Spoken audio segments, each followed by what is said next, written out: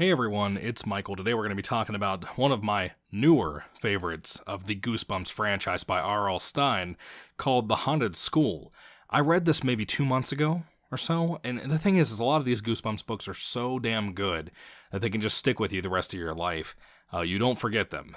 And I really like The Haunted School. I do recommend it as one of the best Goosebumps books from the original run back in the day.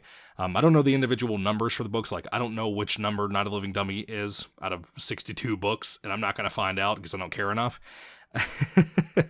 But The Haunted School is pretty impressive, and I do recommend it. It's definitely, like I said, one of my newer favorites. Kind of like with One Day at Horrorland. I never read that until I became an adult and read it like 6 months ago and fell in love with it entirely. Haunted School was another fantastic one that my fiance bought me for, I don't think it was Christmas. I think it was my birthday that she got it for me. It was. And I read it and I loved it. I thought it was really good for the most part. The ending is a little too wacky in some ways. And I know that's kind of dumb to complain about with Goosebumps because we're talking about Goosebumps. It's nostalgic nonsense for kids from the 90s. You know, we had some other wild stuff like those Captain Crunch commercials from back in the day. And this ain't got nothing on those. But this is such a really cool premise and kind of a scary premise for Goosebumps. I mean, this is one of the creepier Goosebumps books, in my opinion, at least in the first half of the book. You have all this build-up at the beginning. Essentially, a kid, our main protagonist, is he's just kind of fooling around, and he finds this new passageway, essentially, in his school by taking the wrong route to get to a certain area in the building. And there's like this dance coming up and stuff. He's trying to help decorate for that and everything. And he finds this room that apparently is part of the old school building before they built around this old school building. The reason they built around the old school building and kind of kept it standing and all that was apparently because one day, one of the older classes from like 1947 or something, one day the whole class just vanished one day. And nobody knows why or how or anything like that. And instead, they had like a memorial set up for those kids that had went missing. They had like statues of children and everything piled up in a room. This old school building that was just like a one-room building, kind of like how schools used to be back in the day. And that's genuinely eerie to me. I was like, that's a really cool concept that you would expect to see out of something like The Twilight Zone.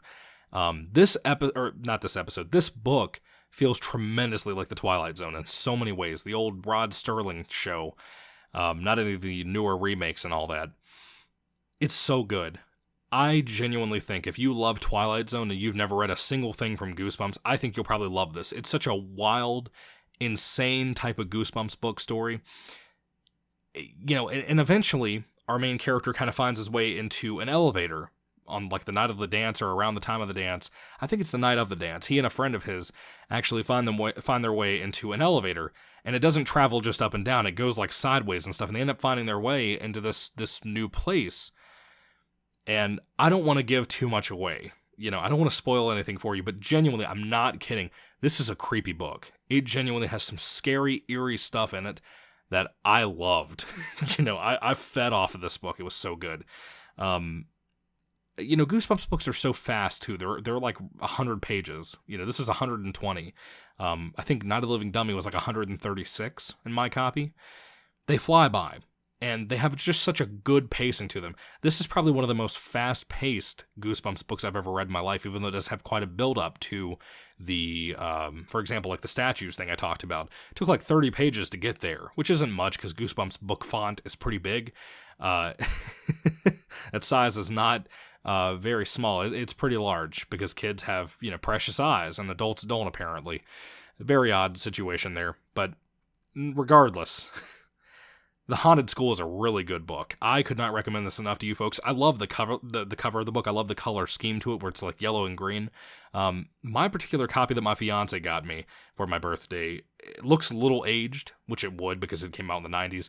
I'm kind of stunned that this does not have a re-release, like how Not a Living Dummy and One Day at Horrorland and all those are really big properties, Say Cheese and Die, all of those ones. I'm a little surprised that this one does not have a modern re-release like all of those did for these newer books that are out. I guess they're still releasing stuff, possibly. But if any deserve to be re-released, it is The Haunted School. This is a good one. A really, really good one.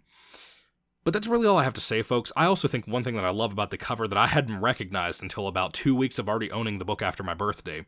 In the locker, you can see eyes peering back at you that are eyes of like children and stuff. That scared me genuinely in real life when I picked up the book one day and was looking at the cover and I was like, oh shit. It genuinely bothered me. It's just eerie the way they're designed. Goosebumps covers are so rad. It's one of the best things about these books and just makes you feel so excited to read a new one, and so that you can look at that book cover quite a while you're, furthering through those adventures. I love R.L. Stine. I love his version of Goosebumps. I don't like any of this newer garbage like from Goosebumps IDW, series going on. That whole run thing that they're doing there, that's such a mess. Like Monsters at Midnight and Download and Die.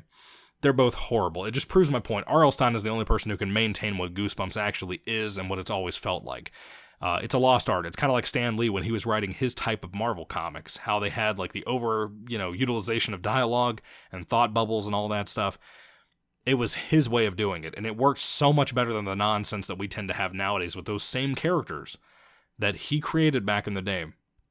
I feel like it's going to be the same process whenever R.L. Stine passes away. If I live long enough to see it, I'm just saying, I think it's going to be the same kind of idea when people try to, for sure, carry on Goosebumps.